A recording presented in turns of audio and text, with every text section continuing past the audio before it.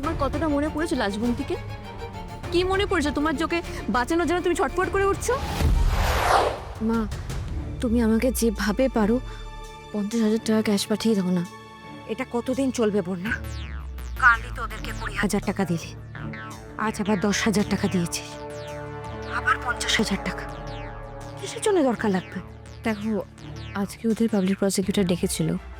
উনি ওদেরকে যা যা বলতে বলেছেন ওরা তাই বলেছে। কালকে উল্টো দিকে লয়ার ওদের প্রশ্ন করবে, আর ওরা ঠিকঠাক উত্তর দেওয়ার জন্য আরও 20,000 টাকা চেয়েছে। না দিলে চলবে না মা, আমি কোনো রিস্ক নিতে পারবো না। বাকি টাকাটাও যে কোনো দিন লাগবে। প্লিজ তুমি টাকাটা রেডি করো, প্লিজ মা, প্লিজ। তুই কিন্তু আবার একটা ট্র্যাপে পড়তে চলেছিস বন্যা। রাজুকে আমাদের জীবন থেকে কমপ্লিটলি সরানোর জন্য আমাকে টাকা দিয়ে কাজটা উদ্ধার করতে হবে মা। দেখো তুমি প্লিজ প্লিজ কালকে কোর্টে টাকা নিয়ে চলে এসো। এখন আর কথা বলতে পারছি না, আমি পরে কথা বলছি তোমার সাথে, ঠিক আছে? এখন রাখছি।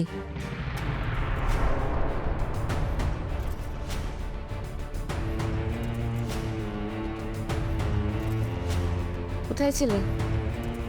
তোমার সঙ্গে কথা আছে। আমার সাথে কথা আছে তো কি এমন কথা দরজা বন্ধ করলে? দেখো, আমি চাই না বাড়িতে কোনো সিন ক্রিয়েট হোক। তুমি কোর্টে কেন মিথ্যে কথা বললে? মানে কি মিথ্যে কথা বলেছি? তুমি জানো না তুমি কি মিথ্যে কথা বলেছ? আমি রেগুলারলি ওই ঘুরপথে বাড়ি ফিরি, আর সেটা বাড়ির সবাই জানেন, লাজবন্দি জানেন। তুমি খুব ভালো করে জানো আমি সেদিন অ্যাক্সিডেন্টের পর প্রথমবার যে ড্রাইভ করে বেরিয়েছিলাম বলে ঘুরে ঘুরে ফিরেছিলাম। শোনো, তুমি ঘুরে ঘুরে ফিরছিলে আর রাজু তোমার পিছনে একটা ইনফর্মার লাগিয়েছিল, সেটা নিয়ে আমি শিওর। কিন্তু ইনফর্মারের হদিশ পুলিশ করতে পারেনি, তাই সেটা কোর্টে প্রমাণ করা পসিবল ছিল না। ফাইন, তাহলে যেটা প্রমাণ করা যাচ্ছে না সেটাকে সত্যি ভাবার তো কোনো কারণ নেই। তুমি তো সত্যি জানো না যে লাজবন্তী কাউকে সত্যিই অ্যাপয়েন্ট করেছিলেন কিনা আমাকে ফলো করার জন্য। আরে বাবা অনুভব, কি বোকার মতো কথা বলে যাচ্ছ তুমি। ওরা যদি কিছুই জানতো না তাহলে ওরা কি করে ডিসাইড করলো যে তোমাকে ওই রাস্তায় টার্গেট করবে? একটা বড় সত্যি সামনে আনার জন্য না ছোট করে মিথ্যে কথা বলতে হয় না, কোনো সত্যি এস্টাবলিশ করার জন্য আমি মিথ্যে কথা বলবো না।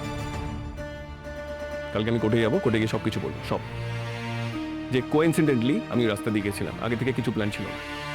আর তোমরা যে বলছো সব কিছু লাজবন্তী জানতো, সেটা পুলিশ প্রমাণ করুক, আমরা কোনো মিথ্যে কথা বলবো না। কেন? তুমি কোর্টে গিয়ে কিছু বলবে না অনুভব, কিচ্ছু বলবে না। তোমার কতটা মনে পড়েছে লাজবন্তীকে? কি মনে পড়েছে তোমার? চোখে বাঁচানোর জন্য তুমি ছটফট করে উঠছো।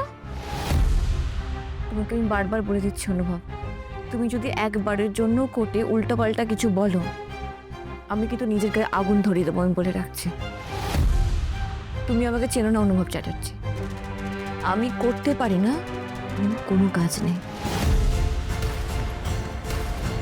শুনে রাখো, মাথায় গেঁথে রাখো, লাজু তোমাকে শেষ করে দিতে চেয়েছিল বারবার।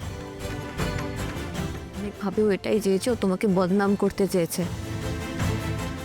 তোমার ভালো মানুষের নোংরা সুযোগ নিয়েছে, তুমি বুঝেছো? প্রত্যেকবার আমি তোমার বউ, ওর হাত থেকে তোমাকে বাঁচিয়ে এসেছি অনুভব। আর আজকে তুমি আমার কথা বিশ্বাস করছো না। ফাইন, কালকে কোর্টে ওর কাছের লোকেরা আসবে, ওরা এসে ওর নামে কি বলে খালি শোনো, তখন তুমি আমার কথা বিশ্বাস করবে তো?